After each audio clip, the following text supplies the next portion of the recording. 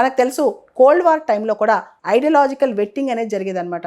Ideological vetting అంటే ఏంటంటే communist socialist భావజాలం ఉన్నోళ్ళు, వెల్ఫేరిస్ట్ భావజాలం ఉన్నోళ్ళు అప్పట్లో అమెరికాకి రానిచ్చేవాళ్ళు కాదు. ఒకవేళ రానిచ్చినా CIA వాళ్ళు వెనకాల పడి వాళ్ళు ఏం చేస్తున్నారో కనిపెడుతూ ఉండేది. ఉదాహరణకి అప్పట్లో ఫ్రెంచ్ ఫిలాసఫర్ ఒక ఆయన ఉండేవాళ్ళు, జీన్ పాల్ సార్త్రే అని. ఈయన్ని అసలు అమెరికాకి రానిలేదన్నమాట. అదేవిధంగా గ్యాబ్రియల్ గెర్షియా మార్క్యూజ్ అని చెప్పి కొలంబియన్ రైటర్ ఉన్నారు. ఈయన పైన కూడా చాలా రిస్ట్రిక్షన్స్ ఉన్నాయి. దాంతోపాటు చిలీ యొక్క కమ్యూనిస్ట్ లీడర్ ఉన్నారు, పాబ్లో నెరుడా అని చెప్పి, ఆయన కూడా అమెరికాలోకి రానివ్వలేదు. సో ఏదైతే కమ్యూనిస్ట్ భావజాలం సోషలిస్ట్ భావజాలం ఉందో కోల్డ్ వార్ టైంలో రానిచ్చేవాళ్ళు కాదు. కానీ లిబరల్ డెమోక్రసీస్ లో ఎన్ని భావజాలాలు ఉన్నా ఎన్ని అభిప్రాయాలు ఉన్నా అందరికీ చోటు ఉండాలి. కానీ డొనాల్డ్ ట్రంప్ ప్రభుత్వం మాత్రం మీరు రావద్దు, మా దగ్గర ఉండొద్దు, మా ఐడియాలజీకి మద్దతు ఇస్తేనే రండి అని చెప్తుంది. అంతేకాదు అమెరికా కూర్చుంటం అనేది, అమెరికాలో చదువుకోవడం అనేది ఒక ప్రివిలేజ్, మీ అదృష్టం, అది మీ హక్కు కాదు, మేము ఎవరినైనా ఆపేస్తామని చెప్తున్నారు అనమాట. సో అంతేకాకుండా అమెరికాలో చిన్న చిన్న అఫెన్సెస్, ఎవరైతే ఫారెన్ స్టూడెంట్స్ ఫారినర్స్ ఉన్నారో చిన్న చిన్న అఫెన్సెస్, ఈవెన్ కొన్నిసార్లు ట్రాఫిక్ రూల్స్ వైలేట్ చేసినా